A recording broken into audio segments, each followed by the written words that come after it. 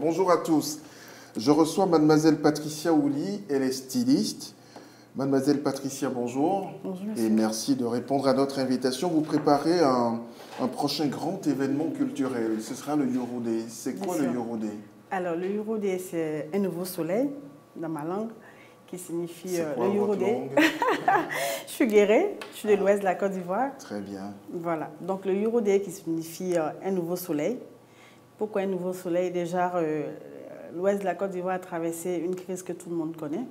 Alors, c'est pour moi d'apporter, je peux dire, ma contribution à la réconciliation.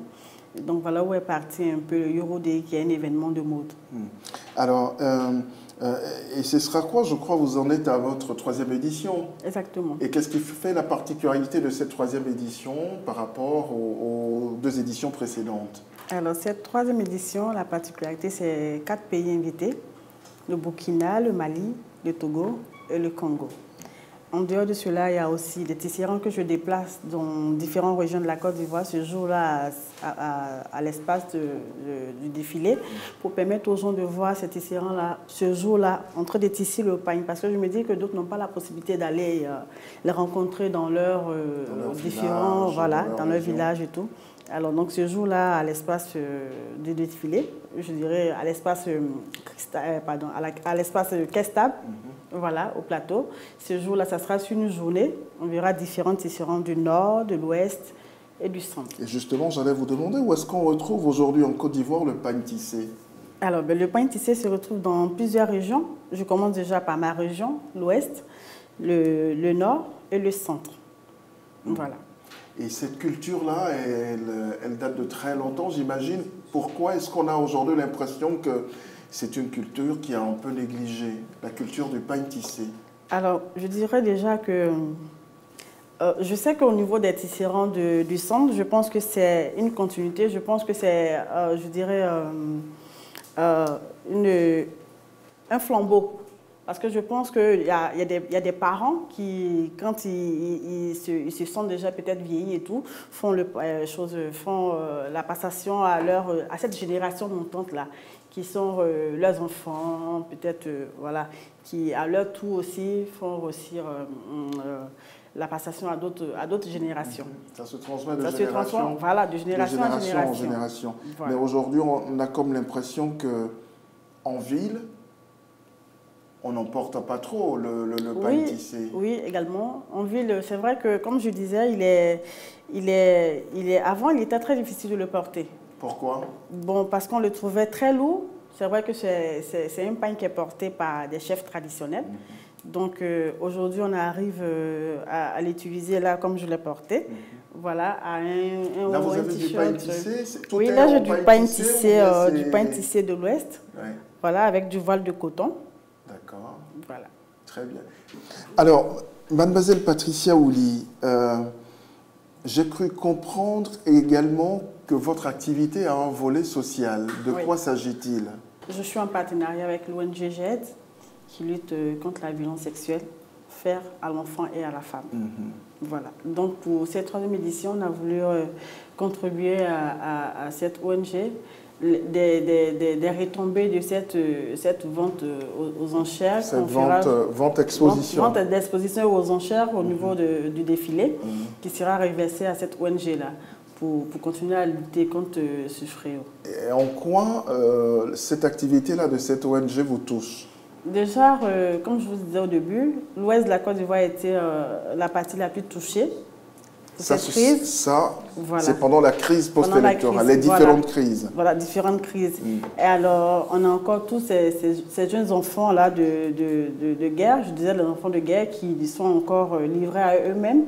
Donc, c'est pour moi peut-être de contribuer peut-être à l'épanouissement de ces enfants, de leur permettre, c'est tout. C'est pour ça que je fais un peu cet événement-là.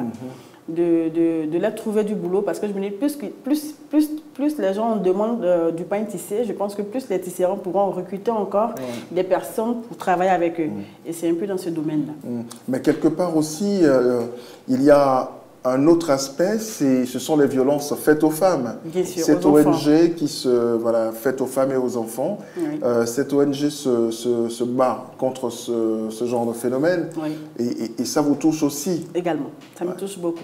Donc c'est pour moi ma participation, voilà, votre façon de contribuer voilà, à cette initiative. Voilà. Je voudrais savoir, je reviens à ce manque de volonté d'accompagner cet art-là, parce que c'est de l'art, hein, bien sûr, le pain tissé.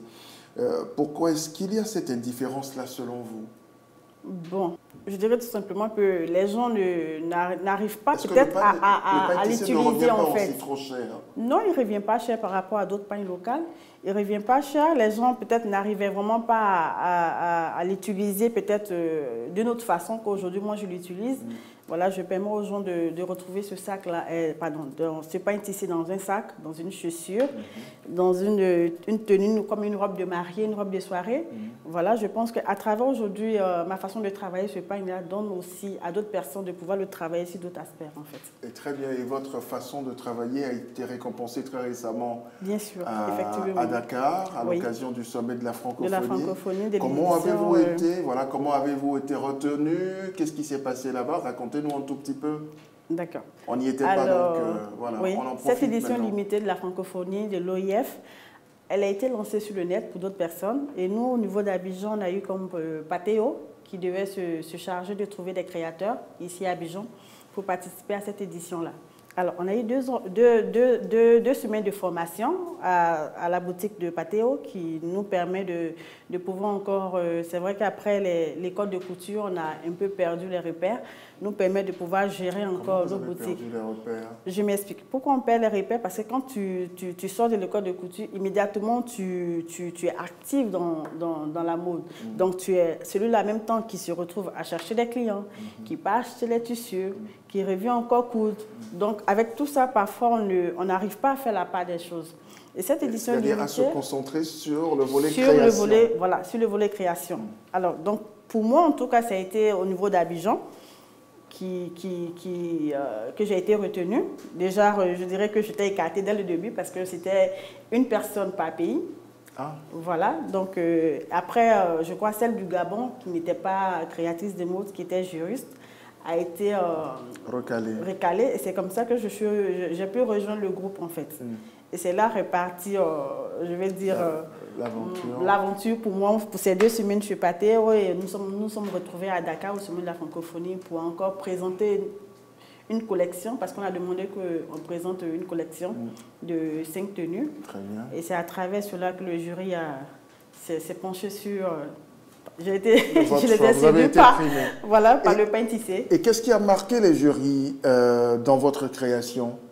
Alors, je dirais que c'est l'originalité du pain tissé, de ma manière de travailler le pain tissé aujourd'hui. Et c'est quoi votre manière de travailler le pain tissé aujourd'hui? Alors, j'arrive à sortir du pain tissé, comme je dis, une robe de mariée, une robe de soirée. Voilà, des sacs à main, des chaussures.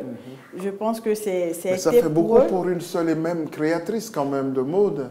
Pourquoi? C'est-à-dire que vous avez la tenue, mais aussi les accessoires. Bien sûr, mais quand tu... Souvent, tout ça se fait en équipe avec voilà, d'autres branches de l'activité de création. Mais là, vous concentrez tout cela? Oui, bien sûr, parce que j'arrive en tout cas à pouvoir élargir mon domaine de créativité, parce que je ne m'arrête pas seulement au domaine de la confection des tenues.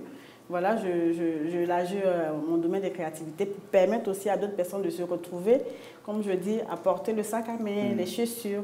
Voilà, pour ne pas que ceux qui ne veulent pas peut-être porter le pain en robe de soirée ou en robe de mariée, voilà, tout simplement un accessoire pour accompagner soit leur tenue. Parlons d'accessoires. Est-ce que vos bijoux, par exemple, qui accompagnent vos créations quand vous défilez, est-ce que vos bijoux s'inspirent également du travail des artisans locaux? C'est vrai que les éditions précédentes, non, je travaille avec une accessoiriste qui n'a pas utilisé le pain, mais pour cette 3e édition, en tout cas, on aura beaucoup à découvrir, on aura des accessoires dans du pain tissé. Alors, dites-nous, ça va se passer de quand à quand? Vous avez dit que ça allait se tenir en une seule journée. Le 26 juin, la Caisse Stop, ça sera sur une journée. Alors, une journée pour permettre aux gens de venir découvrir les tisserands des différentes régions. Il y aura une exposition vente de tous ces produits-là, de tous ces pains tissés déjà tissé avec des différents tisserands. Il y aura un stand où tous ces produits finis seront exposés. Donc, permettra aux gens de pouvoir les acheter, les découvrir. Voilà. Et vous nous rappelez les pays qui ont déjà accepté de venir? Le Burkina qui a été le deuxième pays au niveau de la francophonie, le Togo, le Congo et le Mali. Alors, pourquoi vous êtes allé chercher ces pays-là? Déjà, je me dis que le pain tissé aussi est aussi l'origine aussi au Burkina parce qu'ils ont aussi du pain tissé là-bas. Voilà. Et je me dis toutes ces régions, tous ces pays, voilà, ont des pains tissés. Il faut bien que nous mettions ensemble pour pouvoir valoriser. Je pense que c'est en mettant peut-être les deux mains ou je sais pas, je dirais les 4 pays ensemble qu'on pourra peut-être mieux se faire entendre dans cette valorisation de ce pain. Et comment voyez-vous votre projet, votre événement que vous organisez chaque année? Comment le voyez-vous dans 5, 10 ans? L'année prochaine, ça sera le festival du pain tissé africain. Complètement. Oui. Et vous attendez combien de pays? Vous ne savez pas encore? On dira 10 pays, pourquoi pas. D'accord, hein, c'est un objectif que vous avez envie d'atteindre. Voilà, merci infiniment d'être venu, d'être passé par chez nous. C'est bien gentil à vous. Merci.